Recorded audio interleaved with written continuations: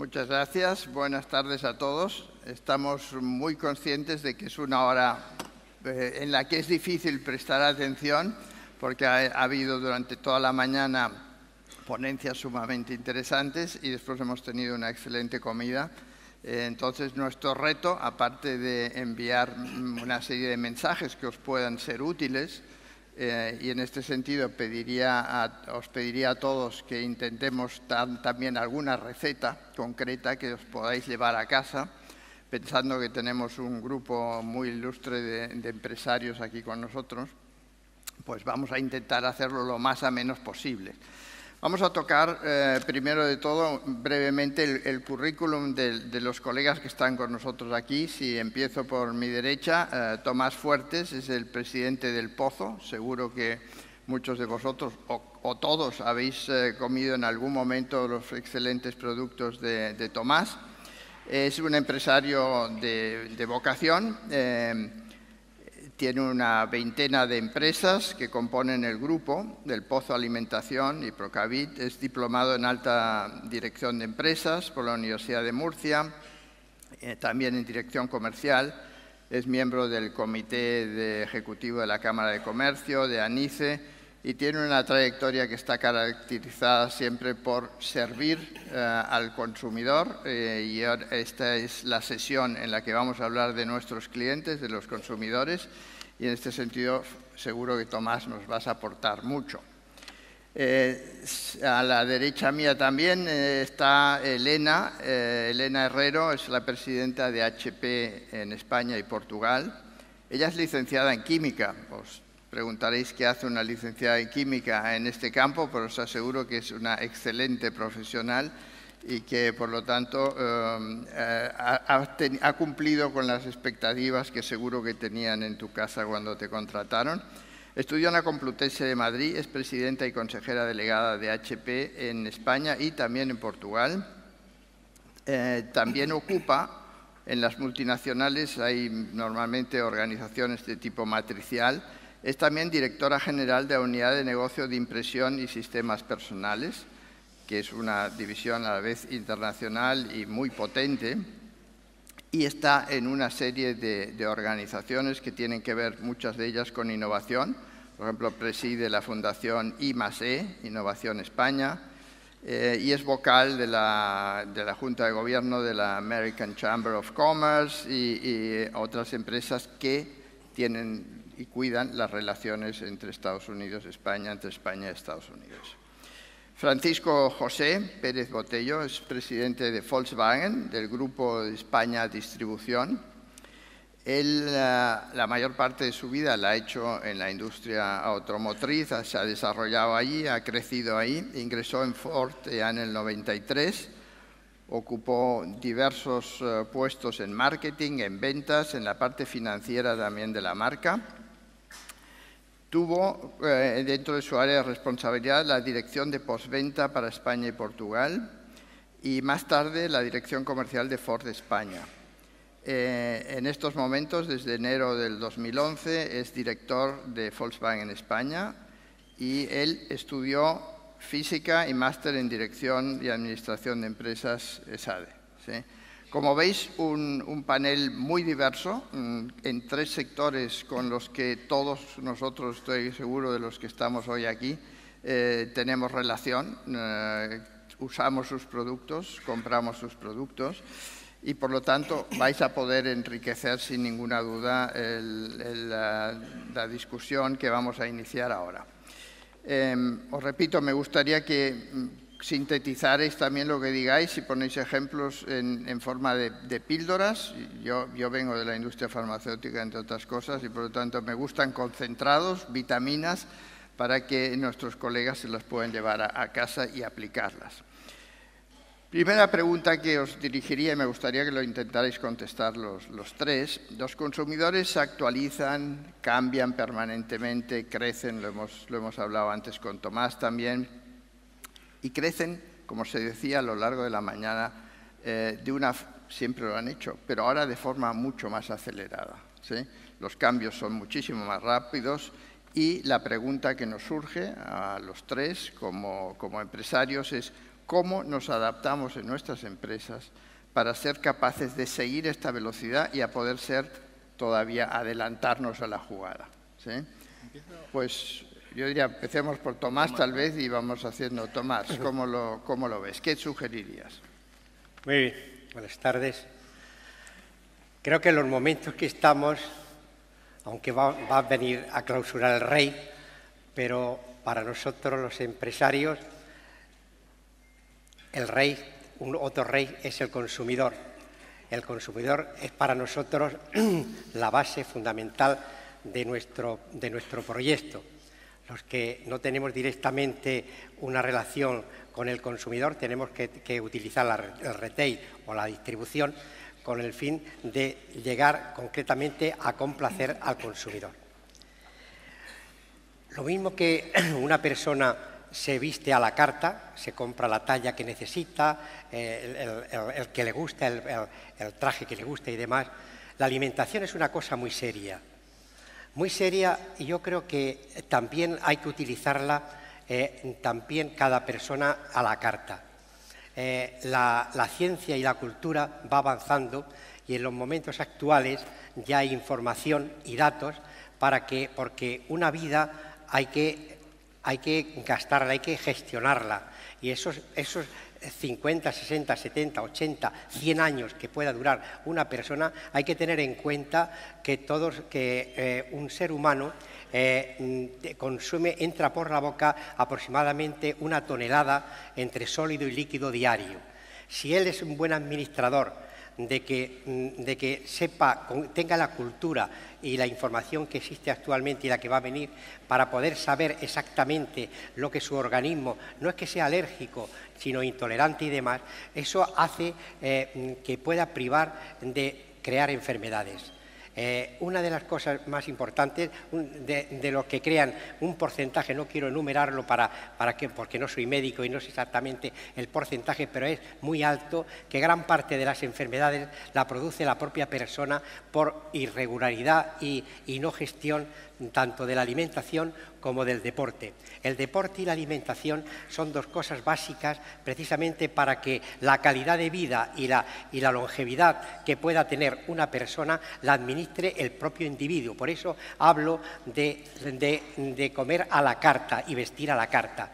Eso yo creo que es esta cultura y esta ciencia que está apareciendo, yo creo que esto nos va a ayudar muchísimo a que hagamos una buena gestión, dijéramos, del yo sociedad limitada, es decir, de tu persona, que tú eres el máximo responsable, eres el gerente y el responsable de tu persona. Los demás, la sociedad, los médicos y tal, tienen su responsabilidad de ti, pero fundamentalmente tú. Y yo creo que la dosis también es importante, de la dosis que tienes que incorporar a la propia persona. Hay que tener en cuenta que una persona que a los 90 años han entrado 90 toneladas por la boca, que diariamente viene a ser de 2 a 3 kilos diarios. Por lo tanto, yo desde aquí lo único que puedo orientar un poco la importancia que tiene la nutrición, la alimentación. Hoy en día cualquier empresa que se sienta responsable y seria, yo creo que aparte de lo legislado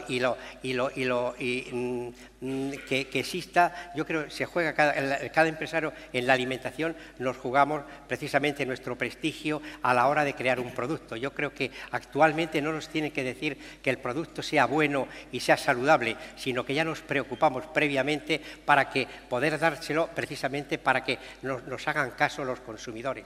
Para nosotros, para el Pozo de Alimentación, realmente es una satisfacción de tener precisamente un estudio de Kantar de que a cada 100 hogares 80 tienen productos nuestros.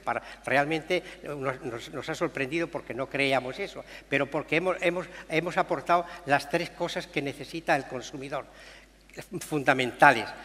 Una es seguridad alimentaria, la segunda, calidad del producto, que la calidad sea buena siempre, y un precio justo, un precio competitivo. Entonces, muchas empresas, no solamente la nuestra, nos hemos preocupado precisamente de cubrir esas necesidades que tiene el consumidor. Muchas gracias, Tomás. Elena, ¿cómo lo ves? ¿Qué hacéis vosotros en HP para adecuaros a este ritmo trepidante en el que cambian las cosas, sobre todo en el área tuya de tecnología? Bueno, yo creo que, primero, buenas tardes, es un placer estar aquí. Yo creo que la pregunta de cómo nos adaptamos las empresas a este mundo, a esta agilidad, yo diría una frase, pides píldoras, una frase, reinventándonos. Reinventándonos quiere decir anticipándose a las necesidades de ese rey, como bien ha dicho Tomás, que es el cliente, poniendo al cliente en el centro. Y esto es fácil de decir, pero no siempre es tan fácil, y yo creo que todos tenemos ejemplos en las compañías donde muchas veces tenemos silos muy orientados a unidades de negocio, productos, que realmente a veces unas no se hablan con las otras y el cliente es el mismo, ya sea un profesional o un consumidor. Con lo cual, poner el cliente en el centro me parece fundamental. Segundo, entender que los cambios que estamos viviendo no son cambios lineales, son cambios exponenciales. Y esto lleva realmente también a entender cuál va a ser esa visión, esas tendencias, ese contexto, ese entender y escuchar al cliente, pero también observar qué hacen nuestros competidores y los competidores o los clientes que no son de tu segmento. Y así el ejemplo tenemos, pues Amazon empezó en libros, pensar que ahora mismo es uno de los retailers más importantes que hay en el mundo, qué decir de Alibaba. Por lo tanto, entender el contexto, los clientes, pero no solamente, sino lo que está ocurriendo alrededor. También es importante entender que estamos en un mundo en donde hay que pensar en global y actuar en local.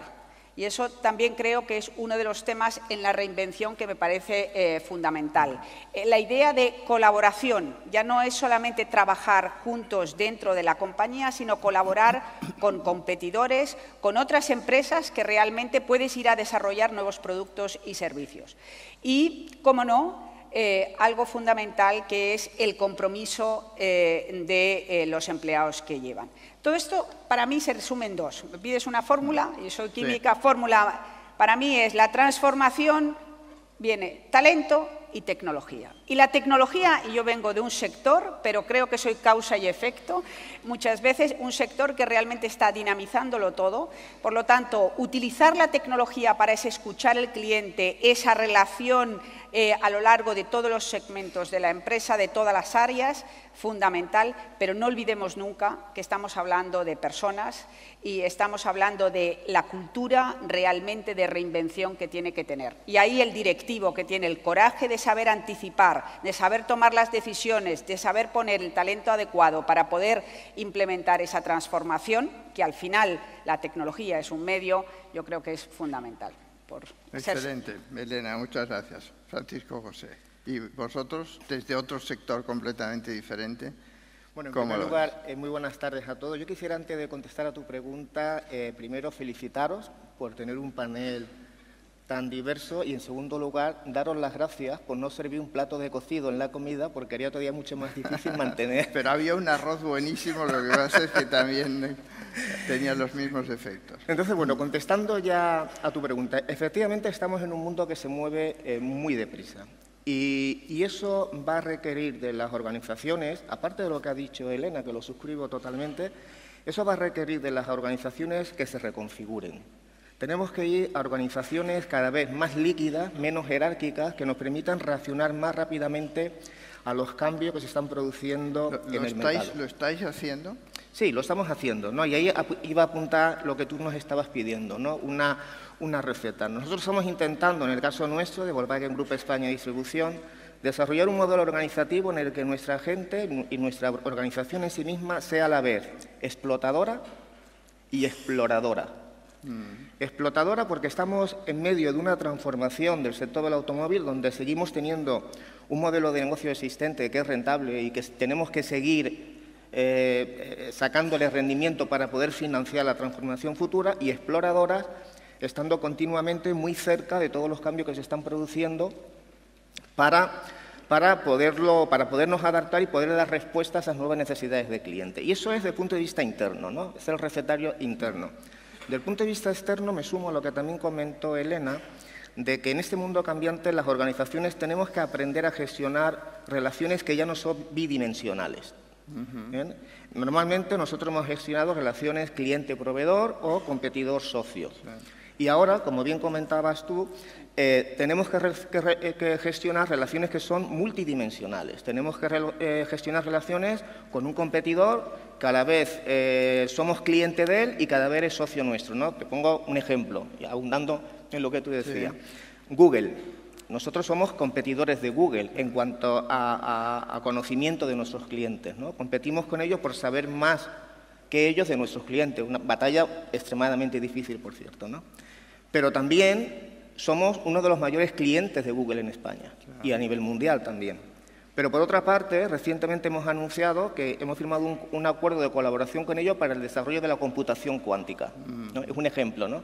Otro ejemplo lo tenemos en Ionity, una joint venture que hemos creado conjuntamente con Daimler, con BMW y con Ford para desarrollar toda una red de carga rápida en Europa, ¿no? Entonces, resumiendo, a modo de resumen te diría reconfiguración interna, organizaciones más líquidas, explotadoras y exploradoras al mismo tiempo, y saber gestionar modelos de relaciones externas que van en más de una sola dirección. Magnífico.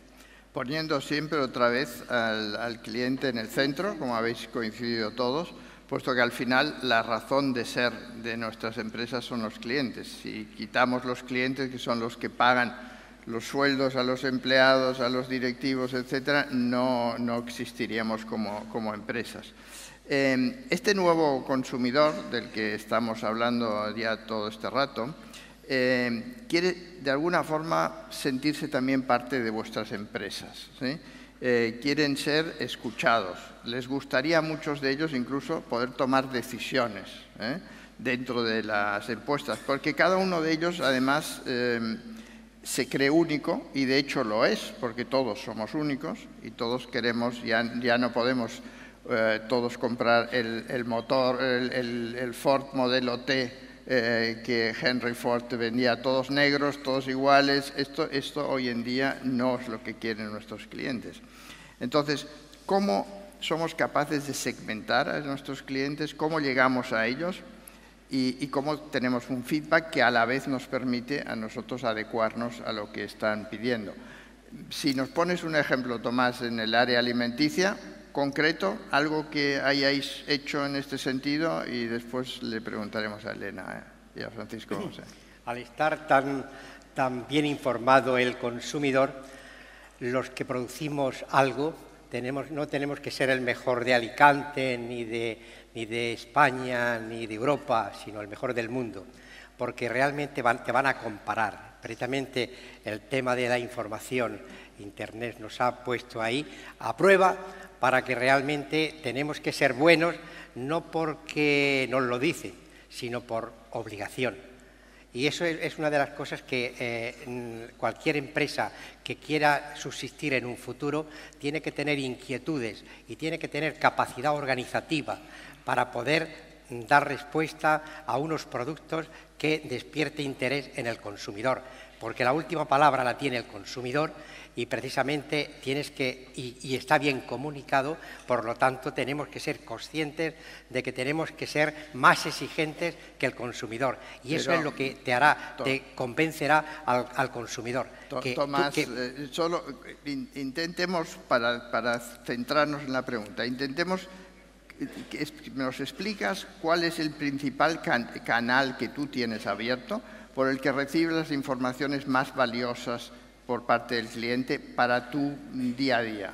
¿De dónde sacas esta información? ¿Cómo lo haces? Porque tienes muchos canales. ¿Cuál es el más seguro, el más efectivo? Bueno, la propia organización tiene sus detectores, personas que conviven en este caso, con el consumidor e inclusive la distribución, porque la distribución también sabe lo que necesita parte del consumidor para ser cómplice concretamente con el consumidor y la distribución. Y para eso pues tenemos equipos que están formados para detectar cuáles son las necesidades de los consumidores. Nosotros somos servidores del consumidor, pero cubriéndole sus necesidades. Entonces, cada generación, cada época, hasta cada país y todo, y cada persona necesita cubrir una necesidad. Entonces, es conveniente que tú detestes cuáles son tu personal objetivo,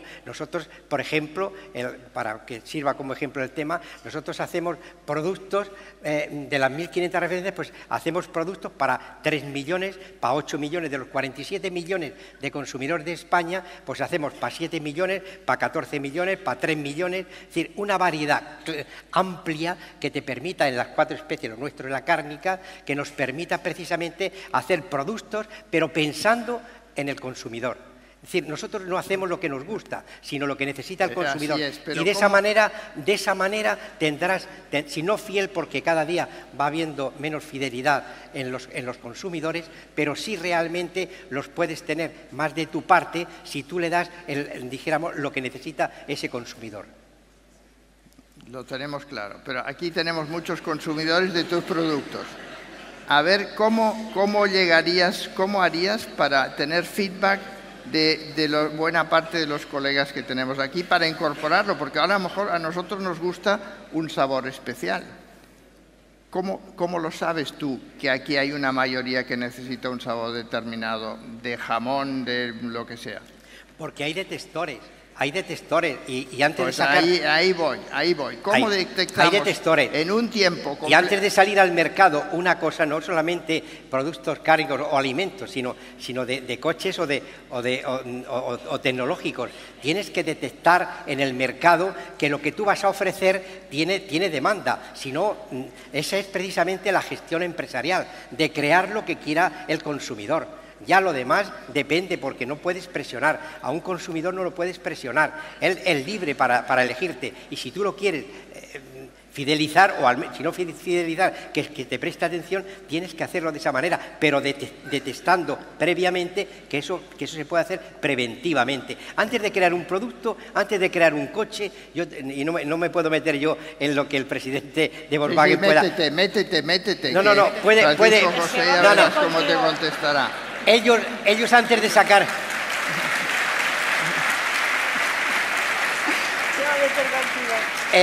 Pero piensa que se meterá con tu jamón. Antes de sacar un nuevo modelo, ya testan en el mercado cuál es el nicho que queda para poder aplicar ese modelo. Y igualmente nos ocurre a nosotros. ¿Qué alimento vamos a generar que vemos que hay demanda en el mercado? Bueno, Elena, venga, a ver, desde el punto de vista tecnológico, a ver cómo lo haríamos. Oye, está complicado.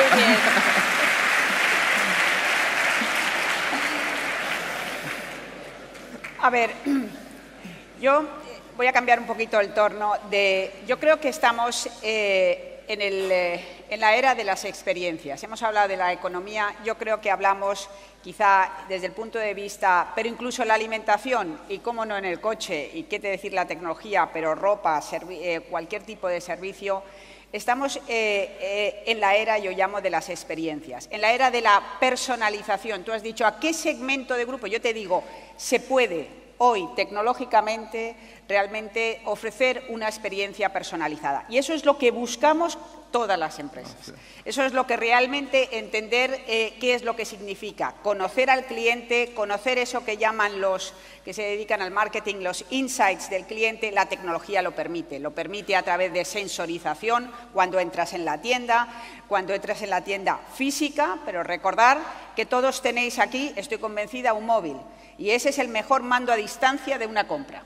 Ese es el que deja una huella increíble. Ese es el que permite y va a ser realmente el habilitador de la compra y del comercio online, que, por cierto, leía esta mañana que ya ocupamos el 4ª posición a nivel europeo, después de Inglaterra, Alemania y Francia, lo cual indica algo que va a desarrollarse, si bien ha sido lento en nuestro país, se va a desarrollar de una manera importante. Porque ha sido rapidísimo si comparas con la introducción de otros mecanismos tecnológicos. Totalmente. O sea, ha sido una velocidad de vértigo. Totalmente, pero recuerda que España es uno de los países que tiene mayor penetración del móvil y sobre todo del smartphone. Entonces, recordar que ahora toda esa huella que vamos dejando, todos esos datos que vamos ofreciendo, digamos, todos esos likes, Todas esas evidencias cuando pagamos, mucho más importancia la evidencia y por eso todo el mundo se quiere meter en sistemas de pago más que los likes, porque eso sí que es un dato del cliente el que se puede utilizar. Todo eso lleva realmente a ofrecer después lo que son productos y servicios personalizados, algo fundamental. Y eso nos va a cambiar, y si quieres luego lo desarrollamos, las famosas 4 Ps.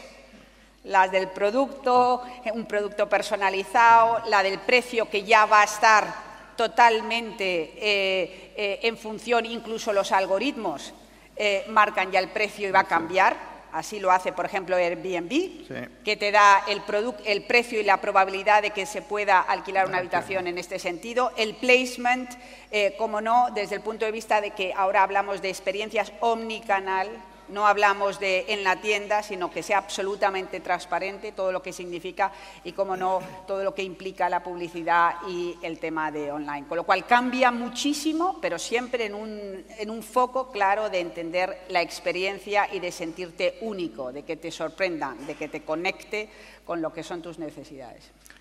Perfecto. Francisco José, a ver. Vosotros en los coches otra vez. Bueno, en los coches. Yo creo que tenemos que hacer lo que hemos hecho o lo que deberíamos de haber hecho siempre, ¿no? Que es conocer en profundidad a nuestros clientes y anticiparnos a sus necesidades. Pero la ahora gran tienes ventaja mecanismos que tenemos, que antes no tenías. ¿Cómo exactamente, los aprovechas? la gran ventaja que tenemos hoy en día es que tenemos una cantidad de herramientas asombrosas para hacer ese trabajo de una manera personalizada y casi con nombres y apellidos, ¿no? Tenemos desde herramientas que están monitorizando cómo están navegando nuestros clientes dentro de la web y en función de la navegación que va haciendo le vamos lanzando ofertas de determinados descuentos en determinados tipos de equipamientos del vehículo, ¿no? El ejemplo que Exactamente. Estamos desarrollando... ¿Esto lo estáis haciendo ya ahora o es un plan? Eso lo estamos haciendo ya ahora. Así que si alguno en una web nuestra se sorprende que después... Id con cuidado, porque ahora nos va a revelar aquí No, pero primero tiene que aceptar lo de los cookies, que somos muy respetuosos con la privacidad. Pero si alguno en una web nuestra se ha detenido durante mucho tiempo en un cambio automático y después lo ha deseleccionado porque le ha parecido demasiado caro y cuando ha ido avanzando en el proceso de configuración le aparece una oferta de descuento en el cambio automático, no es por casualidad. Si insistís en el cambio automático, van irá haciendo cada vez bajando más el precio. descuento. Irá bajando el precio. Cuanto más pique hay en el cambio automático, más descuento ahí, tenéis. Apretad ahí que bajará cada vez un 5%. Y al final os regalamos el coche incluso, ¿no? Oye, hecho. Entonces, les daréis algún dolor de cabeza a los señores de marketing, pero os bajarán el precio, estoy seguro. Pero yo quisiera introducir un elemento que me parece tremendamente delicado y además lo ha recogido Chema Alonso en su presentación esta mañana. Es decir, evidentemente todas las organizaciones modernas se están convirtiendo en data-centric, cada vez sabemos más de los clientes, cada vez conocemos mucho más cómo funciona el cerebro humano desde el punto de vista de neuromarketing y, por lo tanto, cada vez tenemos más capacidad para predecir los comportamientos futuros de los clientes, ¿no? Y esto introduce una dimensión que para mí es importantísima, que es la dimensión ética. Absolutamente. Es decir, ¿qué autolimitación nos tenemos que poner las organizaciones? Te me estás adelantando a las preguntas que quería poner. No, tratémoslo ahora porque es fundamental. Yo lo tengo también como Bueno, pues si quiere ya lo comento, ¿no? ¿Qué limitaciones nos tenemos que poner en nuestra capacidad para predecir el comportamiento futuro de los clientes? Porque yo particularmente, y dentro del grupo Volkswagen estamos convencidos de eso, que la dimensión ética, lo que comentaba esta mañana también Chema Alonso y que lo tiene muy claro el CEO de Telefónica, el ganarse el derecho a usar el dato del cliente, aquellos que sean capaces de hacer eso mejor habrán obtenido una ventaja competitiva formidable. Con transparencia, explicando también que es en beneficio de él y no con beneficios, digamos, con cada dato que estás obteniendo de él, ser transparente en la obtención de ese dato, compartir con él el beneficio que le puede proporcionar que nosotros sepamos ese dato. Todo esto es tremendamente fácil de decir, es tremendamente complicado. Muy difícil. Muy complicado de hacer. Por eso y además estás siempre en la línea, en el borderline de que puedes abusar de lo que... Entonces, muy fácil de decir. También en las empresas hemos de vigilar mucho que no se utilicen mal estas informaciones, porque puede haber, vía bonus, un éxito especial que se pague aparte, etcétera, puede haber un incentivo para que se mal utilice esta información. Correcto. Entonces, para mí, aquella empresa que sepa hacer esto bien va a tener una ventaja competitiva formidable, porque no es fácil de hacer y es muy difícil de copiar. Y creo que en la dimensión ética va a ser un campo de batalla de la competitividad en el futuro. Es que seguramente por reforzar un poco el tema, la relación de confianza que se establece es fundamental. O sea, la palabra confianza, trust, que dicen los americanos, se convierte en el elemento más importante, y eso en el mundo este que llaman el VUCA, este mundo vulnerable, incierto y complejo, realmente cuesta. Pues cuesta mucho de ganar y se pierde muy rápidamente. Entonces debemos de ir con muchísimo cuidado de que todo lo que hemos ganado a base de trabajo duro durante años no lo echemos a tierra en un santiamén. Claro, porque el poder de la red, por ejemplo, y la forma en que nos comunicamos ahora, tiene una capacidad de altavoz, de amplificación enorme, para lo bueno y para lo malo. Y entonces, en este sentido, por ejemplo, nos preocupa mucho más, y esto lo vemos en las distintas generaciones, lo que opinan otros consumidores, lo que opinan tus colegas, lo que opinan otras personas, que lo que dicen incluso instituciones reputadas sobre el producto. Lo vemos en los coches, lo vemos en, por ejemplo, un TripAdvisor. Tú coges y dices, oye, yo hasta los que dame los hoteles que tengan 5 estrellas. Es mucho más importante, de ahí que hay que cuidar de manera clara la forma en que realmente la reputación, porque eso afecta enormemente y quizá es uno de los temas a la marca. Es que las empresas y las instituciones hoy en día vivimos en casas de cristal. Pero esto es muy todo el bueno, mundo ve lo que pasa Francisco José, esto es fundamental. Esto es uno de los grandes cambios que estamos viviendo ahora, pero que esto es fundamental para que las cosas en el futuro vayan mejor. Por supuesto. Si tuviéramos más transparencia, no solo ya en las empresas, sino, por ejemplo, en la política, cómo se gasta el dinero público, etcétera, con absolutas casas de cristal, como dices tú, nos iría mejor a todos, porque muchas de las cosas que han pasado no hubieran ocurrido. Totalmente de acuerdo. Pero fíjate, ahí reforzando, Paco, el tema, yo creo que es cuando es transparencia va muy unido a educación.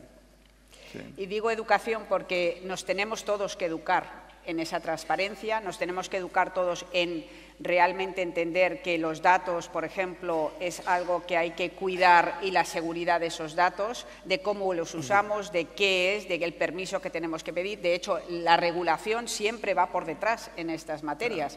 Y realmente esto implica pues una educación, una manera de ser. Sí que hay códigos de conducta empresarial, pero tenemos entre todos que realmente, yo creo que favorecer casi de cuna en todas las facetas. Tenemos que enseñarlo a nuestros hijos, se debería enseñar en las escuelas y se debería pedir a los políticos, deberíamos todos pedirles de que avanzara mucho más rápido. No puede ser que nos dejen en un limbo durante demasiado tiempo. En realidad tienen que seguir al mismo ritmo que nosotros. Los problemas éticos que se presentan y se presentarán con el coche automático que vaya sin conductor, etcétera, etcétera, son problemas que se deberían ya plantear ahora y buscar ya una legislación adecuada, porque eso también os obligará a vosotros a diseñar de otra forma. Correcto. Pero lo que no puede ser es que lo hagamos y una vez lo hayamos hecho veamos que no funciona desde ese otro punto de vista, porque esto nos obliga a cambios costosos, etcétera, etcétera. Pero francamente, en el ejemplo este que tú has comentado, yo te tengo que decir que nosotros estamos en permanente contacto con la Administración, con la Dirección General de Tráfico. Estuvieron con nosotros en Alemania hace un par de meses probando un coche autónomo. Y estamos en permanente contacto con los legisladores para coger su feedback y asegurarnos de que estamos enfocando las soluciones en la dirección correcta. Sí, no es una crítica, digamos, que en España vayamos lentos, que también, pero es en realidad a nivel europeo. No se están legislando estas cosas. Esto, digamos, es nuestra pequeña contribución a nivel de mercado español de algo que evidentemente estamos haciendo con todos los legisladores europeos y también con la Unión Europea, por Exactamente. En este sentido, como empresarios tenemos todos una responsabilidad de decir, oye, aquí, y no vale el decir me aprovecho de que hay un agujero legislativo, sino que entre todos hemos de ver que se cierre, ¿no? El cliente ahora tiene tanta información, por lo que estáis diciendo vosotros, tanto conocimiento, que es posiblemente más infiel de lo que era antes. ¿Lo veis así o no? Por ejemplo, en el caso de la alimentación, antes te comprábamos el jamón y todo te lo comprábamos a ti. Ahora podemos leer que el tuyo tiene un poco más de sal o que tiene un poco de no sé qué y te somos infieles y vamos a la competencia. ¿Cómo lo ves tú en el día a día esto? Vamos a ver, en alimentación, con el tiempo tendremos que tener dos carnets de identidad. Bueno, uno de identidad y otro de nutrición. Uno, el carnet de identidad para saber cómo te llamas y todos los datos personales que tienes, pero otro carnet que tienes que llevar en el cual tengas personalizado concretamente tu ADN y tu metabolismo. Es decir, que un médico endocrino debe de hacerte un estudio de tu persona, porque cada persona es un mundo. Cada persona necesita un comportamiento y eso de 2 a 3 kilos diarios que metes de sólido y líquido, eso tienes tú que ser el administrador, porque tenemos voracidad el doble que nuestras necesidades. Tomás, ¿quieres decir que llevaremos un chip y antes de comprar jamón pondré el chip ahí y diré este no me conviene? Si necesitamos, necesitamos concretamente, es muy necesario y también es muy importante que ese carnet de identidad de alimentación sea renovado cada 10 años, porque el metabolismo que pueda tener tu organismo va cambiando periódicamente, con el fin de que tenemos que ser custodios de nuestra salud porque ya como he dicho antes, tenemos alimentos hoy en día más sanos, más saludables que existían anteriormente, pero lo que pasa es que la dosis y la selección de todo eso depende de cada uno de vosotros, ¿no? Tomás, ¿tus clientes ahora te son más infieles que antes o no? ¿Te ponen cuernos tus clientes ahora o no? ¿Te ponen qué? Un 4. Si te ponen cuernos. ¿Te ponen un 4? ¿Te ponen cuernos o no? ¿Son infieles o no son infieles? Sí, son infieles. Sí. O sea, ahora tú has notado, no, espero que no, en tu área de alimentación, tú tienes, de aquí posiblemente es uno de los que tiene una trayectoria más larga en un campo fundamental, porque cada día comemos. ¿Tú notas que ahora los clientes, porque tienen más información, tienen más posibilidades, una gran variación de productos a su alcance, son más infieles con las marcas o no? No, bueno, con la marca todavía existe. Bueno, ha habido en la crisis, pues ha tenido un poco de flexibilidad en el precio. Sí, pero dime sí o no. Más que en la marca, ¿no? Más que en la marca, ¿no? Pero la marca yo creo que es algo... Hombre, yo creo que comprar, en este caso, un coche, un Volkswagen... Yo soy fiel a Volkswagen. No. Me refiero, es mejor que comprar la marca Pepe, ¿no? de coche Pepe, ¿no? Sin duda. Me refiero que yo creo que en cierto modo ofrece una mayor garantía, ¿no? Elena, ¿te son infieles a ti o no? Ahora Elena nos va a confesar un secreto que lo tiene muy bien guardado. Yo creo que lo que hay que hacer es que no lo sean. Es decir, esto es como en la vida personal, hay que trabajárselo. Pues es lo mismo. Es un buen consejo, Elena. Pues sí. ¿Sí o no? ¿Sí o no? ¿Veis cómo os vais a llevar consejos muy buenos a casa esta tarde? Eso no quiere decir que sea fácil, ¿eh? No. A ver, yo creo que es verdad, yo creo que ahora hay muchísimas más oportunidades, hay muchísimas más opciones, el cliente está mucho más informado y realmente lo que sí es verdad es que hay que entender, y un poco hablábamos antes, la capacidad de amplificación de los mensajes que tiene el mundo de hoy. Yo creo que el secreto realmente es entender la experiencia del cliente, es decir, lo que llaman el Customer Journey, que no es solamente cuando ha comprado el producto. Ahora dicen muchas veces la experiencia de compra es importante, pero la experiencia de entrega es súper importante. Sí. Es decir, si hablamos de omnicanalidad y yo voy y miro algo en la web y miro un ordenador en la web, luego voy a una tienda y realmente no encuentro el que quiero o es diferente o realmente entiendo que la experiencia no es transparente, tenemos un problema. Si voy a la tienda y luego lo quiero en la misma tienda, por ejemplo... pasa muy a menudo. Y pasa muy a menudo, y nos pasa a todos. Es decir, ese tema del showrooming, el webrooming que dicen, es decir, que vas yendo del mundo virtual al mundo físico de una manera absolutamente natural, bueno, eso es lo que tiene que ser transparente. Que cuando me entreguen un producto pueda tener con un geolocalizador ese producto y pueda cambiar la hora, el lugar de la entrega. Que realmente la postventa se entienda. Todos medimos muchas veces esas famosas, el NPS de los clientes, etcétera. Hay algo más. El cliente necesita sentirse escuchado. Y siempre entender que cuando hay un problema, realmente hay una oportunidad enorme de tener una experiencia buena.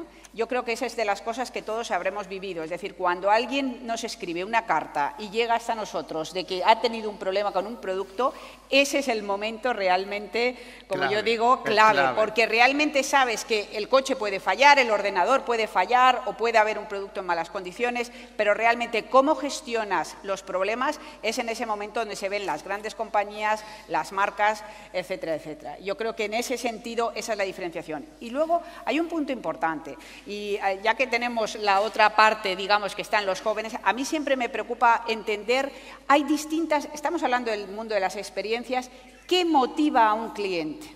Y entender qué le motiva, que puede ser momento y lugar, pero también puede ser etapa en su vida, es decir, es diferente. Y a los jóvenes, por ejemplo, esta generación Z que está saliendo ahora mismo, esta es una generación que el poseer no le importa tanto.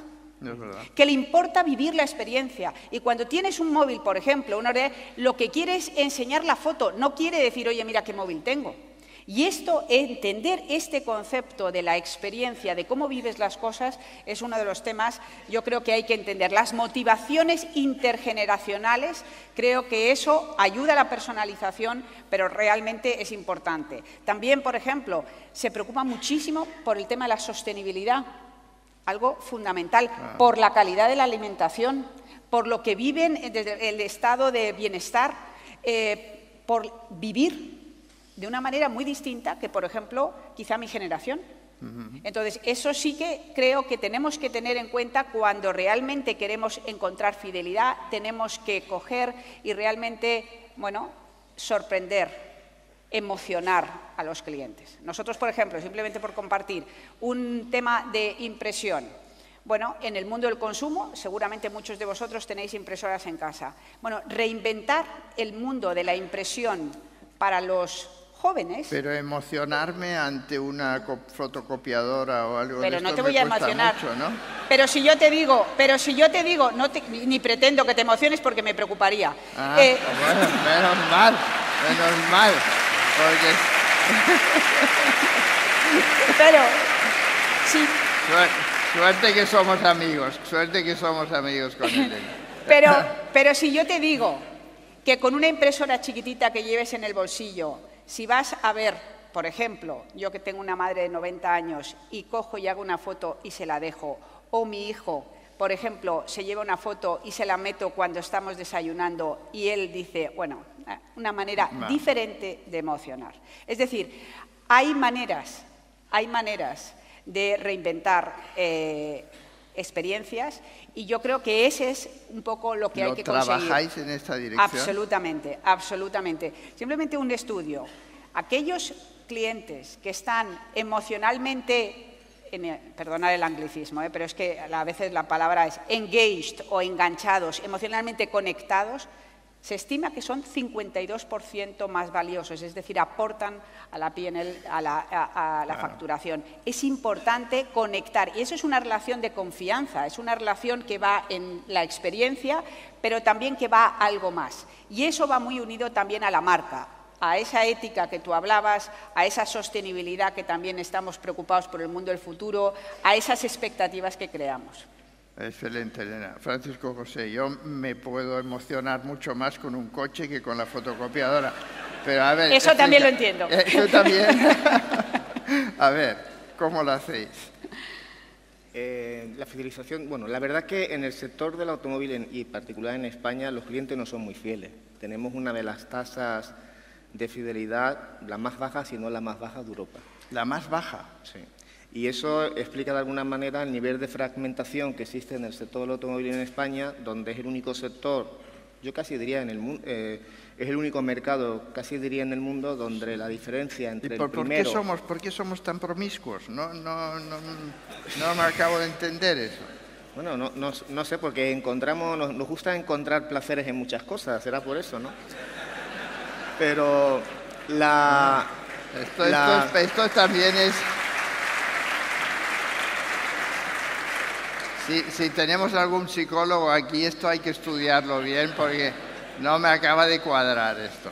Pues verdad, en el sector del automóvil, ya te digo, creo que somos el único mercado del mundo donde la diferencia de cuota de mercado entre el primero y el quinto es menos de un punto porcentual de cuota de mercado. ¿Sí? ¿Tanto? O sea, es brutal. Entonces la gente cambia mucho de marca.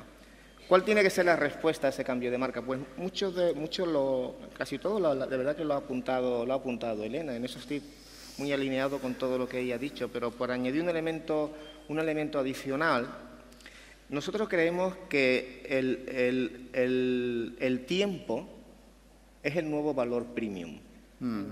Es cierto. Y más en los jóvenes que decía antes. Exactamente. Es decir, vivimos en un mundo donde todo pasa muy deprisa, donde la gente tiene muy poco tiempo, y yo creo que aquellos que sean capaces de poner la interacción con la marca o con el producto de una manera más fácil al cliente y más rápida, serán los que consigan... un valor muy apreciado. Exactamente.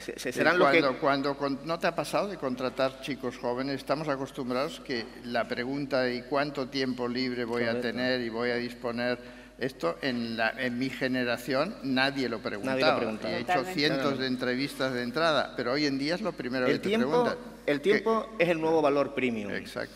Y entonces yo creo que ese es el espacio donde podemos afianzar la lealtad de los clientes. Y para eso pues tenemos muchísimas herramientas, como comentábamos anteriormente, ¿no? Pues todos los sistemas de Big Data que nos permiten anticipar las necesidades de los clientes, mucho antes incluso de que él piense que tiene esa necesidad, todo eso contribuye... Adelantaros a... ¿Y lo hacéis en la práctica ya? Lo hacemos, lo estamos haciendo ahora de manera con un volumen muy pequeño, porque no tenemos todavía un gran parque de vehículos conectados, pero a partir del año que viene, donde prácticamente cada inmensa mayoría de nuestra oferta va a estar conectada, y de hecho en el caso de marca Volkswagen, estamos con todos los Volkswagen que están pasando por nuestros talleres, coches que hemos vendido hace 5, 6 o 7 años, le estamos ofreciendo de manera gratuita la conectividad del coche. Bueno. ¿Y eso qué es lo que nos va a permitir? Pues lo que te estaba comentando. Con estas cosas. Exactamente. ¿Lo hacéis en Alemania al mismo tiempo que en España o no? Porque... Bueno, en el caso de marca Ford, el tema de la conectividad de los coches que se están fabricando es una decisión mundial y eso está todo el mundo. En todo el mundo. Eso será fundamental. Y en el caso de España estamos dando un paso más y es conectar los coches que tenemos en el parque. Entonces, ¿esto qué es lo que nos permite? Nos permite anticipar las averías y, por lo tanto, contactar con el cliente mucho antes de que incluso tenga lugar la avería del coche y ahorrarle tiempo, porque a veces con una acción de mantenimiento correctivo, porque hacer un ajuste en el software o lo que sea, podemos evitar una avería mayor, ¿no? Y que en los coches nuevos, incluso estos pequeños ajustes los podremos hacer en remoto, sin que el cliente tenga que venir al taller. Eso sería fantástico. Exacto. Todo esto está ligado con ese concepto que te decía del tiempo. Ir actualizando el software de forma por las noches, como hacemos con nosotros. Exactamente. Y todo eso está ligado con este concepto de que el tiempo es el nuevo valor premium, ¿no? O sea, aquellos los que consigamos ponérselo más fácil al cliente, seremos los que tendremos más posibilidades de incrementar la lealtad. Es excelente. Sí, la Internet de las cosas, que es exactamente eso. Es decir, la capacidad de conectar y sensorizar todas las cosas de manera que podamos tomar acciones predictivas antes y anticiparnos. Cuando tú te anticipas es que claramente sorprendes. Y si sorprendes, en ese sentido tienes una experiencia mucho mejor. Yo siempre recordaré la primera vez, hace tiempo, cuando entré en una compañía aérea y me dijeron, buenas tardes, doña Elena. Y yo dije, me he dejado el badge. Y no, habían identificado el asiento, etcétera. Pues imaginaros entrar en una tienda. A mí personalmente creo que esto es lo que vamos a tener que ir cambiando. Es decir, llegues a un sitio, identifiquen tus gustos, sepan, o sea, soñar que cuando tú llamas a un sitio no tengas que dar 50 veces. Tengo este problema, se me ha colgado la línea, vuelvo otra vez a explicar el problema y vuelvo otra vez a explicar el problema. Eso va a ser el sueño de muchos. El lujo, por ejemplo, yo pienso en el futuro, va a ser incluso que te atienda una persona. Porque va a haber muchísima tecnología como los chatbots que te van a atender. Los call centers se van a automatizar. Muchas tareas, más del 50% de tareas repetitivas. Y eso ya empieza, con lo cual el lujo va a ser la exclusividad. Luego dirán, y cuando compro HP nunca le pasa nada, sí, pero resulta que es que lo arregláis por el camino, no nos enteramos los clientes. Exactamente un poco lo que estabas comentando con el coche, es otra vez, es decir, tener y dotar de sensores a los productos que te permiten hacer un mantenimiento predictivo. Y eso no solamente afecta a el producto, la experiencia del cliente, es que afecta a muchísimos sectores, porque afecta también a la sostenibilidad, a la logística, al transporte, a los inventarios. Pero imaginaros, por ejemplo, en todo lo que es el mundo 3D, es decir, todo lo que es la impresión en el futuro personalizada de pues unas zapatillas, bueno, eso ya ocurre, unas zapatillas que no tienen que ser el número 43 ni 43,5, es que es el tuyo, si es pronador, supinador o lo que fuera.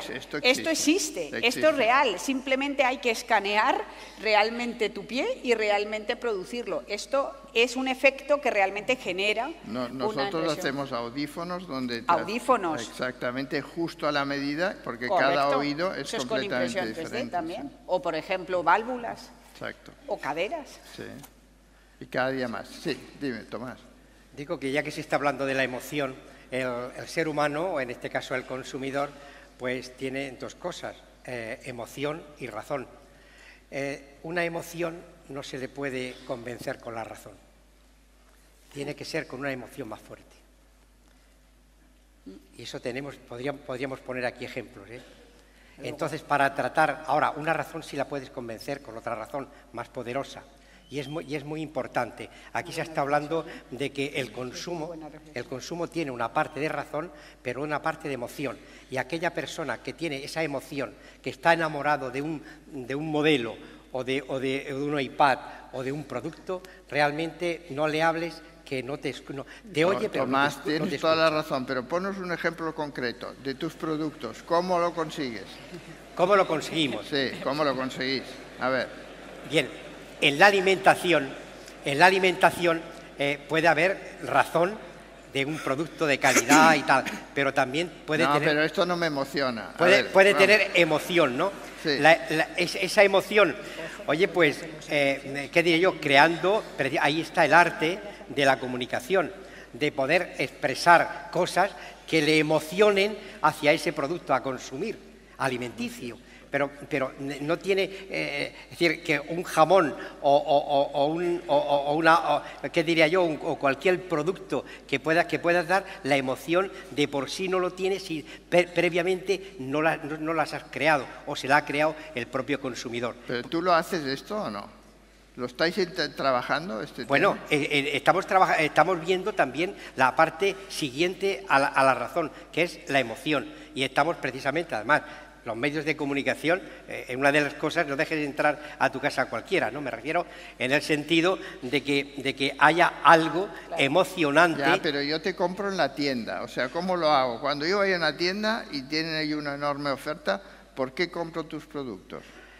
Bueno, pues puede ser porque tienes una imagen buena de la marca, porque te apetece ese producto que ves y luego el packaging y, en fin, el vendedor silencioso. O sea, entra por los ojos. Claro, que tiene que previamente los psicólogos visuales tienen que ver que el propio producto provoque un deseo. Por ejemplo, el caso personal. Si ves una persona, dijéramos, Con una vestimenta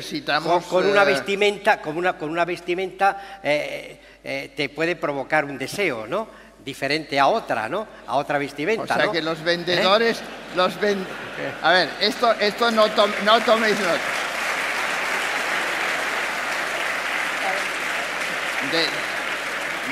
De lo de la vestimenta no toméis nota, por favor. De las demás cosas sí, porque claro, esto nos llevaría a alguna de las televisiones de algún país del este que conoces y todo aquello, que las noticias son más dulces y caen menos mal si la presentadora es especialmente atractiva y todas estas cosas. ¿En la práctica lo trabajáis de forma sistemática esto o no, Tomás? Hombre, sí, porque ya os tenéis que adelantar a todo esto. Se sacan medias, por ejemplo, en sabores, en aromas, en visual, concretamente para la mayoría, para una mayoría. Se hacen precisamente test entre personas con un grado de exigencia alimenticia muy alta, con el fin de que hagan una valoración, y de ahí se saca la consecuencia del producto. Os animo a ir pasando preguntas, porque yo tengo aquí una larga lista y podríamos pasarnos toda la noche aquí haciendo preguntas, pero me interesan las vuestras. Ya he recibido 3 que las voy ahora a exponer aquí. La primera pregunta que viene del público dice, aunque parezca una obviedad, ¿el cliente siempre tiene razón? ¿No es necesario a veces educar al cliente en una relación saludable con mi marca o con la marca? ¿Cómo lo verías, Francisco José? Pues el cliente tiene razón cuando tiene razón. O sea, tú muy pragmático. O sea, esto que se dice... No, pero... no siempre. Aquí podemos ser políticamente... ¿Cuántas veces se te equivocan los clientes? A mí, cada vez que no me compran, se equivoca el cliente. Aquí podemos ser políticamente correctos y decir, el cliente siempre tiene razón. Y yo te digo, el cliente tiene razón... ¿Pero es el rey o no es el rey el cliente? El cliente como concepto abstracto es el rey, por supuesto, ¿eh? Pero cuando hablamos de cliente con nombre y apellido, pues el cliente tiene razón cuando el cliente tiene razón. Y sé de lo que hablo, porque, claro, no quiero ahora animar a todo el mundo que tiene aquí un coche del grupo Volkswagen a que me escriba directamente. Pero yo hago seguimiento de cada reclamación que nos hace un cliente y que me llega a mí. Y hay veces que dices, Volkswagen ha hecho mal. No, el cliente ha hecho bien. Pero es que me leo y me mandan un informe del call center y me leo todos los pasos tal y cual. Y en muchas ocasiones nosotros, en la mayoría de las ocasiones nosotros lo hemos hecho mal. Pero decirle a los alemanes que lo han hecho mal es muy duro, ¿eh? No, pero los alemanes, esto es una empresa multinacional, los alemanes somos nosotros, o sea, no hay que decírselo a nadie. Ya he notado yo con tu puntualidad. Ya no lo decimos... Ya no lo decimos nosotros mismos. En la inmensa mayoría de los casos nosotros tenemos la culpa. Nosotros lo hemos hecho mal, ¿no? Pero hay clientes que, perdonadme, yo soy andaluz y a veces hablo de una manera muy ligera, que tienen mucha jeta. Estamos en casa y no nos oye nadie. ¿No? Entonces hay clientes, sinceramente, que tienen mucha jeta, ¿no? Pero no es la inmensa mayoría. La inmensa mayoría de los clientes, ya te digo, que tienen razón y nosotros procuramos, abundando en lo que comentaba Elena, ¿no? Porque es cuando se demuestra de verdad tu compromiso con el cliente, ¿no? Cuando te cuesta dinero y cuando tienes que responder a cosas que has hecho mal. ¿El cliente tiene razón en HP? No me dejes mal ahora. A ver, mójate, Yo Elena. creo que aquí no es cuestión de que tenga razón, es cuestión de que te compre. Vamos a tenerlo claro. Es decir... Si te compras siempre tiene razón. No, a ver, lo que quiero decir es que el cliente puede... A ver, en general tiene razón, porque en general, como dicen los americanos, shit happens, es decir, a veces te pasan las cosas y a veces las cosas no salen bien o la experiencia no ha sido buena o la entrega no ha sido o el producto no ha salido bueno, etcétera. Lo que sí que es verdad es que es importantísimo, vuelvo otra vez, a aprender de ese momento que realmente el cliente ha tenido una mala experiencia. Por eso es importante entender todo el ciclo de vida, que muchas veces entendemos que una vez que la has comprado te olvidas. No, es muy importante toda la postventa, pero es importante también todo el ciclo. Y que vuelva a comprar. Exactamente. Y cómo realmente hay un seguimiento dentro de la compañía y cómo se mide y cómo realmente incluso personalmente van viendo cómo esa interacción, porque por un cliente que protesta hay millones, hay 7 que no. Y esto es muy importante. Entonces, eso es una oportunidad de mejora. No protestan, pero no te vuelven a comprar. Bueno, pero esa es la protesta verdadera. Esa es una evidencia, ¿no? Entonces, por eso yo siempre digo, a veces el cliente, desde luego, a veces no tiene razón. Hay clientes, a veces, que quizá no quieres que te compren. Claro.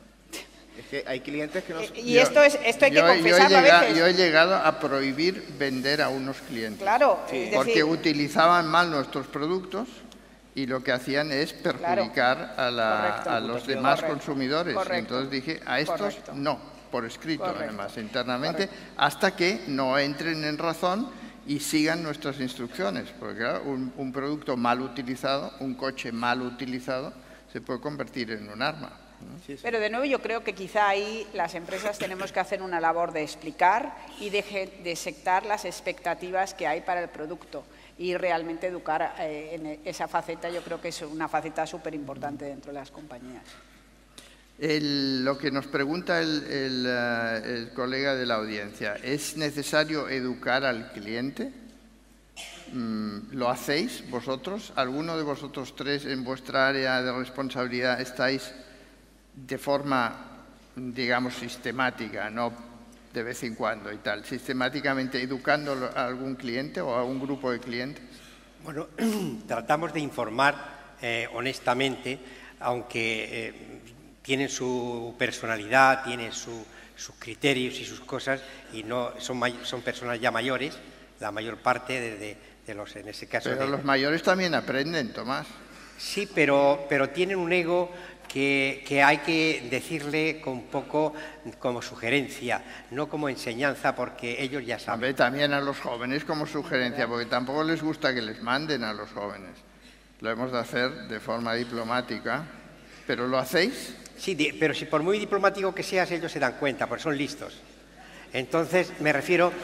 ¿Más listos los jóvenes o los viejos? Bueno, pero vamos a ver. Como tenemos más conocimiento del producto que ellos, porque lo conocemos, lo vivimos más, tratamos de sacar una información honesta, clara, transparente y fácil, con el fin de transmitirlo, pero solamente hacemos como información, no como formación, porque la formación tienen, y sobre todo en este caso las cadenas, que ellos hacen su surtido, ¿no? Nosotros hacemos un surtido amplio para que ellos hagan su surtido, que es diferente. Cada organización tiene su personalidad, su estilo, su forma, y nosotros lo que sí tenemos es que preocuparnos mucho. Antes se ha hablado que si el cliente lleva razón o no tiene razón. Malo sería para el empresario que pensara que el cliente no lleva razón. El cliente, aunque esté equivocado, tiene la razón, porque es el que es el que tiene la última decisión. Aquí tenemos a Francisco José que no está de acuerdo con esto. A ver, pelearos entre vosotros. Pero lo que dices es que tienes razón porque te quieres que te compre. No, porque es su razón. Vamos a ver. Elena, vamos a ver, el que hace una compra... Pero primero que se pelean ellos. No, pero hombre, estáis diciendo dos cosas. El que hace una compra que se gasta su dinero quiere tener su razón. Compra su razón, no la razón de los demás. Cuidado que ya estamos hablando de personas adultas. Un niño lo puede más o menos manipular, porque no tiene todavía el criterio muy formado y demás. No deberíamos manipular a nadie. No, los niños tampoco. A ver, pero el cliente, poneros de acuerdo. ¿El cliente siempre tiene razón o no la tiene? Tú dices que no. Yo pongo un ejemplo, ¿no? O sea, insisto, como norma general, el cliente en abstracto. El cliente en abstracto siempre tiene razón. El cliente en abstracto. ¿Estáis de acuerdo en abstracto? En abstracto. Ahora, en concreto ni en broma. El cliente con nombres y apellidos, ¿no? Un ejemplo. Y esto es un caso real. Un señor que nos compró un coche, no siguió el mantenimiento recomendado por nosotros y lo llevó a reparar a un taller no autorizado, que está en su perfecto derecho de repararlo. Le hicieron una reparación errónea que le originó una avería muchísimo mayor y después nos exigía a nosotros que nosotros le reparásemos el coche. No tenía razón. No tenía razón. Otra cosa es que hagamos un esfuerzo comercial por recuperar al cliente y que al cliente le digamos, mire usted no tiene razón, pero queremos que usted siga siendo cliente nuestro y estamos dispuestos a darle un descuento X, ¿no?, en la reparación de su vehículo si lo trae a nuestros talleres. Pero ya es una medida de fidelización. Exactamente, como una medida de fidelización, pero contestando a la pregunta, el cliente no tenía razón. Bueno, estáis más de acuerdo de lo que pensaba. Que estáis más de acuerdo de lo que yo pensaba. Está bien. Si vendemos las 3 firmas es porque tenemos, Elena un criterio más no ha tenido uniforme. que poner paz, ya os habéis puesto de acuerdo vosotros. Os paso la siguiente pregunta también de la audiencia. ¿Cómo están las empresas españolas de preparadas en comparación con las del resto del mundo para dar respuesta a las necesidades de estos nuevos clientes? Aquí, los que estáis más en empresas internacionales, vosotros dos, ¿cómo lo veis? ¿El español en este sentido lo veis, comparado con Alemania, con Estados Unidos, está mejor preparado o diríais que están al mismo nivel?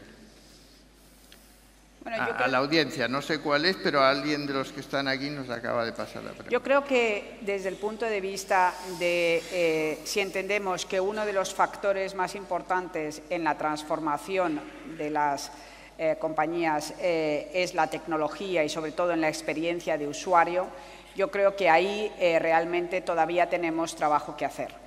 Y realmente hay hay grandes compañías que quizá pues, han invertido más en esa experiencia y digitalización y tenemos compañías absolutamente punteras en terreno textil, en terreno del mundo del retail, etcétera, pero quizá las más empresas pequeñas y medianas que realmente tienen y pueden además, y sobre todo lo importante es la oportunidad que la tecnología ofrece a las empresas que son pequeñas y medianas, que dan un 24/7, apertura al mundo, democratizar verdaderamente esa tecnología, que realmente algo que pertenecía a las grandes y por su inversión ahora es un coste absolutamente mucho más según pago por uso.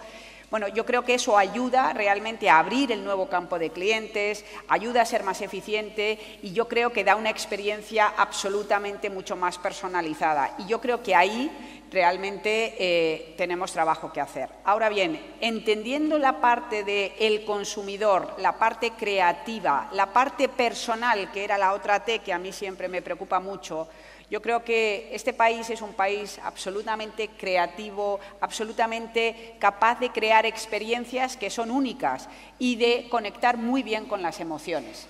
Mucho más emocional que otros países. En ese sentido, estamos, digamos, en ese mundo de las emociones, en ese mundo en donde la memoria se convierte en producto. Es decir, cuando yo consumo jamón, seguramente me acordaré la última vez que he comido jamón y me ha encantado y digo, oye, este está buenísimo. Me acuerdo el otro día que lo comimos con los amigos y está muy bueno. Esa memoria se te queda aquí grabada y eso es lo que hace. Entonces, esa creatividad en el diseño, en la oferta, yo creo que ahí es importante. Entonces, nos da esa ventaja. Entonces, yo creo que si le metemos un poquito más de tecnología a todo lo que es esa experiencia, yo creo que claramente vamos muy por encima.